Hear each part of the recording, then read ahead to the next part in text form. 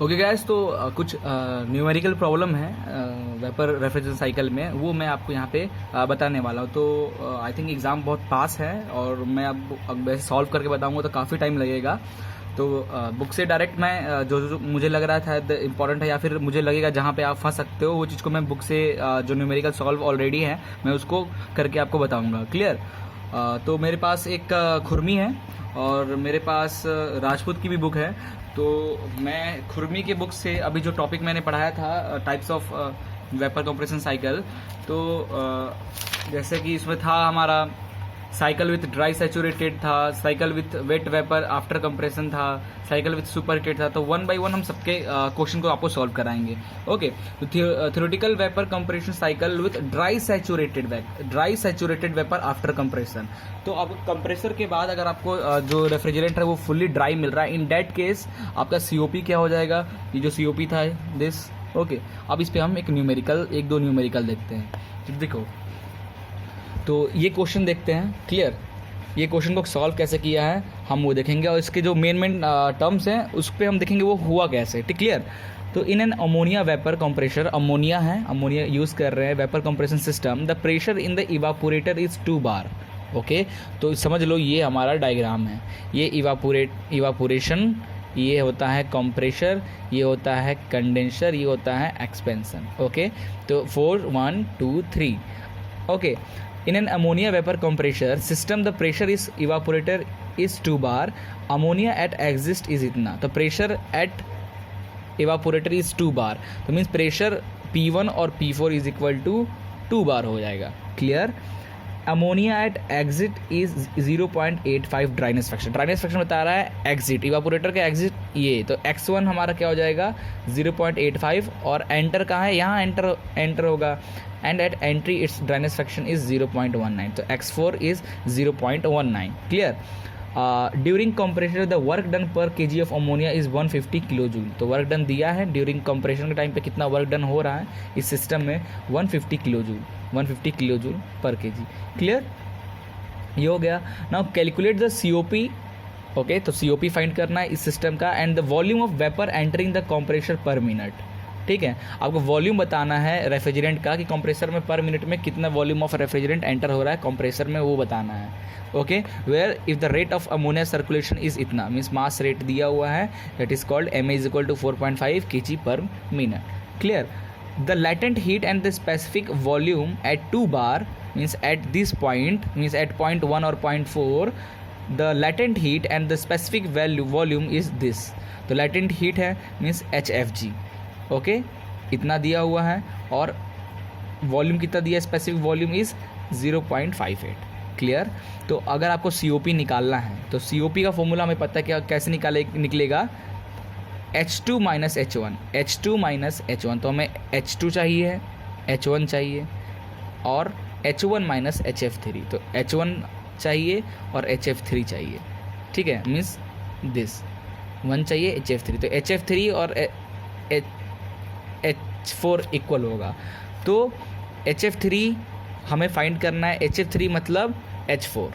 HF3 इस diagram से देखें, टेम्परेचर और एंथैल्पी डायग्राम से, तो HF3 is equal to H4। तो H4 की जो वैल्यू होगी वो HF3 सेम होगी। ओके, तो कैसे, सबसे पहले तो H4 फाइंड कर लेते हैं। तो H4 का फॉर्मूला होगा विथ ड्राइनेस फ्रैक्शन। ठीक है, देखो ये जो पॉइंट होते हैं इस लाइन पे, लिक्विड लाइन है ये, इस पॉइंट पे जो है लिक्विड है, तो इसे हम बोलेंगे HF। ठीक है, ये HF या SF, and it's enthalpy at fluid और एंट्रोपी एट फ्लूइड। और जो ये दूसरा लाइन होगा यहाँ, इसको हम लोग बोलते हैं HFG और SFG। ठीक है, entropy at gas, entropy at, क्योंकि ये गैस वाली लाइन है। क्लियर? तो H4 अगर फाइंड करना है आपको और ये हवा में, H1 भी हवा में है, तो आप एक काम कर सकते हो, ये जो वैल्यू है, देखो इसका तो ये परपेंडिकुलर आ रहा है, मीन्स जो भी वैल्यू इसका होगा इसका भी होगा, तो इन दोनों को इक्वेट हम कर सकते हैं। तो जो H3 होगा, अगर उस पर हम ड्राइनेस फ्रैक्शन के मल्टीप्लिकेशन कर दें एट पॉइंट, इस पॉइंट पर जो ड्राइनेस फ्रैक्शन है उसका, तो हमें इसकी वैल्यू मिल जाएगी H4 की। तो वही हम कर रहे हैं, H4 is equal to X4 into HFG। Okay, HFG। और इस टर्म में एक चीज़ और ध्यान देना है, यहाँ पे सिर्फ हमें दे दिया लेटेंट हीट। अब हम ये HF हो चाहे ये पॉइंट HFG वाला पॉइंट है, उससे हमें मतलब नहीं, यहाँ लेटेंट हीट का वैल्यू हमें दे दिया है। तो सिंपली करना क्या, अगर आपको लेटेंट हीट पूरे एमोनिया का अगर आपके पास लेटेंट हीट पता है और हर एक पॉइंट का अगर ड्राइनेस फ्रैक्शन पता है, तो आप सिंपली उस लेटेंट हीट से उस ड्राइनेस फ्रैक्शन को मल्टीप्लाई कर दोगे तो उस पॉइंट का एंथैल्पी आपको मिल जाएगा। क्लियर? जैसे ये हमारा दिया हुआ है, क्लियर, HF, तो पॉइंट X4 के लिए ड्राइनेस फ्रैक्शन का मल्टीप्लिकेशन कर दो तो आपको मिल जाएगा H4। सेम H1 के लिए X1 आपका दिया हुआ है, ड्राइनेस फ्रैक्शन को HF लेटेंट हीट से मल्टीप्लाई कर दो तो मिल जाएगा। देयरफॉर रेफ्रिजरेशन इफेक्ट क्या हो जाएगा, this refrigeration effect H1 minus H4, H1 minus H4 आपकी इतनी आ जाएगी।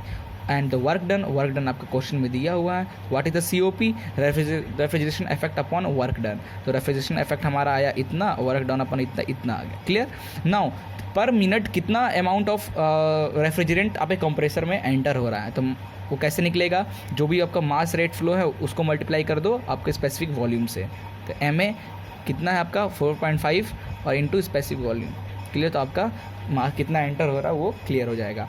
अब देखो यहाँ पे हम स्टीम टेबल का यूज़ नहीं करेंगे क्योंकि हम स्टीम का बात नहीं कर रहे हैं। यहाँ जो रेफ्रिजरेंट है हमारा वो कोई स्टीम नहीं है। क्लियर? तो स्टीम टेबल का हम यूज़ नहीं करने वाले हैं। इससे पहले लेक्चर में आई थिंक मैंने आपको बोला था स्टीम टेबल के हेल्प से, तो स्टीम टेबल के हेल्प नहीं लेना है। क्लियर? क्वेश्चन में आपको सारी वैल्यू मिल जाएगी। जैसे एक एग्जांपल दे रहे हैं, फॉर एग्जांपल ये क्वेश्चन देखो, तो आपको एग्जाम्स में भी जो क्वेश्चन आएंगे ना उसमें HFG, SFG, HF, SF, entropy, enthalpy, सारी वैल्यू आपको ऐसा टेबल बना के दे देगा।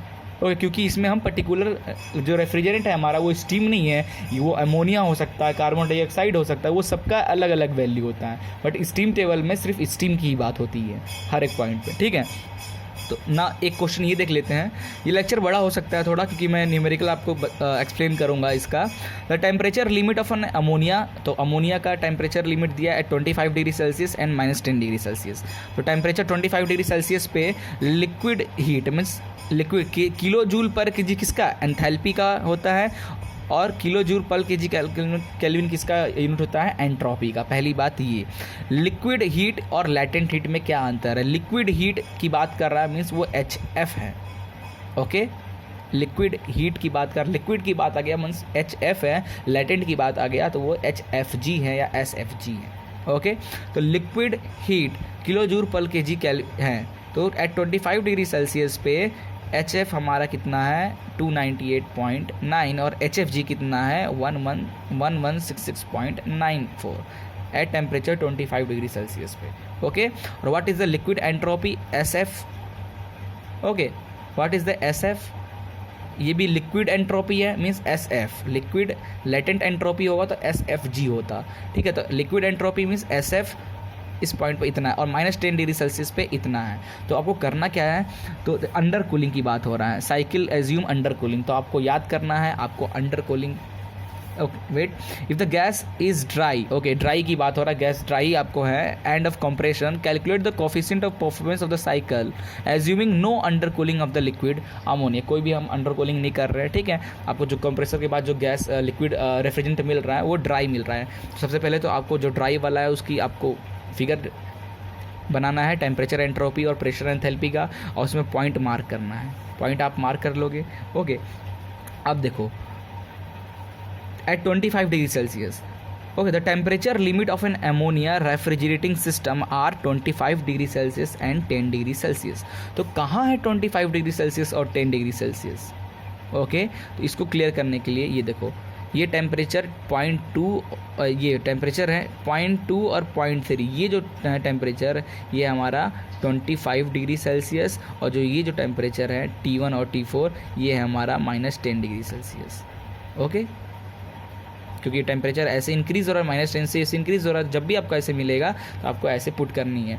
तो T2 और T3 की वैल्यू 25 डिग्री सेल्सियस, T1 और T4 पे टेम्परेचर है -10 डिग्री सेल्सियस। 273 से आप प्लस कर दोगे तो आपका 298 केल्विन और आपका 263 केल्विन आ जाएगा। ओके, तो HF3, अब देखो, अब जो आपका इस टेम्परेचर पे आपको क्या दिया हुआ है, HF दिया है, मीन्स ये क्या है, ये HF2 भी है और HF3 भी है, HF2 भी है, HF3 है। तो इस पॉइंट जो हो ठीक है, सॉरी ये टर्म को कैंसिल करना, क्लियर। तो एट 25 डिग्री सेल्सियस पे आपको HF भी दिया है, HFG भी दिया हुआ है। तो जो .3 है ये लिक्विड लाइन पे है, मीन्स लिक्विड हीट है होगा, तो ये होगा HF3 और ये होगा HFG2। तो 1166 जो है वो यहाँ पे है और 298 जो है ये यहाँ पे बता रहा है एट 25 डिग्री सेल्सियस पे। Same to same at -10 degree Celsius पे लिक्विड हीट 135 हमारा इस पॉइंट पे है और 1297 हमारा इस पॉइंट पे है। क्लियर? ओके। एंथैल्पी नाउ, अब सारी वैल्यू को आपको रख देना है। ड्राइनेस फ्रैक्शन एट पॉइंट 1, तो सबसे पहले तो आपको फाइंड करना है ड्राइनेस फ्रैक्शन क्या है एट पॉइंट 1 पे। क्लियर? तो इसकी वैल्यू फाइंड करने के लिए तो कैसे करोगे, तो आप एक काम करो, एंट्रोपी का फॉर्मूला लगाओ एट पॉइंट S। तो S1 is equal to SF1 plus X1 HFG1 upon T1, ये फॉर्मूला है, इसको आपको याद रखना है। Clear? Which is equal to SF1। ठीक है, SF1 क्या है यहाँ पे, तो देखो SF1 बोले तो एट 1 पॉइंट पे हो रहा है, तो क्या है 0.544, तो आप 0.5443 पुट करना है, प्लस X1 हमें पता नहीं है, HFG1 क्या है, HFG1 एट पॉइंट इस पे क्या है 1297, this 1297.68, 1297.68 upon temperature T1 at temperature कितना है 263 -10 डिग्री सेल्सियस या -10 डिग्री सेल्सियस मीन्स 263 केल्विन। ये तो इसको पुट करके आप निकाल, ये फॉर्मूला हमारा बन जाएगा। Okay, now similarly entropy at point 2, अब पॉइंट 2 पे क्या एंट्रोपी है ये निकाल लो। ठीक है, और पॉइंट 1 और पॉइंट 2 की एंट्रोपी क्या है, सेम है, मीन्स यहाँ पे हम बोल सकते हैं S1 is equal to S2। Clear? तो S2 की जो वैल्यू निकल, दोनों को इक्वल कर दोगे तो आपका ड्राइनेस फ्रैक्शन निकल जाएगा। तो S2 के लिए क्या फॉर्मूला है, SF2 plus HFG2 upon T2। तो SF2 और ये इस पॉइंट पे है, लाइन पे है, मीन्स लाइन पे जब है तो वहाँ पे कोई ड्राइनेस फ्रैक्शन की ज़रूरत नहीं होती है। जब वो अंदर है इसलिए या बाहर है तब हम ड्राइनेस फ्रैक्शन की ज़रूरत पड़ती है। एग्जैक्ट लाइन पे कोई पॉइंट है तो वहाँ पे हमें डायरेक्ट ऐसे पुट करना है। तो SF2 क्या है इस पॉइंट पे 1.1242 क्वेश्चन में दिया हुआ है, प्लस HFG2 इसी पॉइंट पे 116.94 अपॉन 298 टेम्परेचर T2, तो आपका इतना आ गया। इस इक्वेशन और इस इक्वेशन को इक्वेट करोगे तो आपका ड्राइनेस फ्रैक्शन आ जाएगा एट पॉइंट इस पे। तो आप एंथैल्पी निकाल लोगे, एंथैल्पी इस पॉइंट पे निकालो जल्दी से, एंथैल्पी इस पॉइंट पे निकालो H1 पे। Enthalpy H1 is equal to HF1 plus X1 HFG1, ये फॉर्मूला होता है। क्लियर? तो HF1 क्या है इस पॉइंट पे 135, ये -10 डिग्री सेल्सियस है 135.37, तो हम 135.37 पुट किए, प्लस X1 हमारा अभी आया है 0.91 इंटू HFG1। HFG1 क्या है 1297, तो 1297, तो ये निकल गया, ये फाइनल वैल्यू हमारी निकल गई। सेम एट पॉइंट 1 पे निकाल लिए। ठीक है, और हमें क्या चाहिए, COP में H1 निकाल गया, H2 की वैल्यू चाहिए। ठीक है, और HF3 चाहिए, तो HF3 तो हमें क्वेश्चन में दिया हुआ है। ठीक है, HF3 ये इस पॉइंट की बात कर रहा है, तो ये क्या है इस 25 डिग्री सेल्सियस पे HF क्या है 298.9 HF 25 डिग्री सेल्सियस पे। क्लियर? तो हमें बस फाइंड क्या करना है, H1 भी हमने कर लिया, H2 फाइंड करना है। तो H2 मीन्स हमें ये फाइंड इस पॉइंट पे H2 फाइंड करना है, तो यहाँ पे ये कोई ड्राइनेस फ्रैक्शन की हमें ज़रूरत ही नहीं पड़ेगी। ठीक है, तो डायरेक्ट फार्मूला हमारा होगा HF2 प्लस HFG2, तो H2 is equal to HF2 plus HFG2। तो इस पॉइंट पे HF कितना है 298.9 और HFG कितना है 116.94, दोनों को प्लस कर दोगे तो आपका ये वैल्यू आ जाएगी। Okay, now the coefficient of performance H1 minus HF3 upon H2 minus H1, तो H2 minus H1 value put करो, H1 कितना है ये और HF3 कितना है, HF3 116.94। ठीक है, 298 watt, oh yes I want HF। Okay, तो HF व्हाट इज़ 298.9, तो 298 वैल्यू पुट करो तो कोफिशिएंट ऑफ परफॉर्मेंस निकल जाएगा। ओके, ऐसे ही सारे क्वेश्चन हैं। फिर आप जो दूसरे केस में जाओगे कि कंप्रेशन विथ वेट, आपका जब जो कंप्रेसर से जो लिक्विड निकला वेट होगा, इन दैट केस न्यूमेरिकल, तो enthalpy entropy at 25 degree Celsius यहाँ पे, एट -5 डिग्री सेल्सियस यहाँ पे दिया है। तो सेम फॉर्मूला यूज़ करके आपको सॉल्व करना है। सारे न्यूमेरिकल ऐसे आपको इसमें भी है, राजपूत में है, बंसल में, सारे मिल जाएंगे। तो आई थिंक आपको ये समझ में आया होगा। अगर फिर भी कहीं दिक्कत हो तो कमेंट करना, मैं कोशिश करूँगा आपको एक्सप्लेन करने की, ठीक है। तो ऐसे सारे क्वेश्चंस हैं, तो आप बताना, इस सारे क्वेश्चन को सॉल्व करो। अगर आपके पास खुरमी है और कहीं दिक्कत आ रही हो तो हमें बताना, मैं यहाँ पे आपको हेल्प करूँगा, ठीक है। Thank you.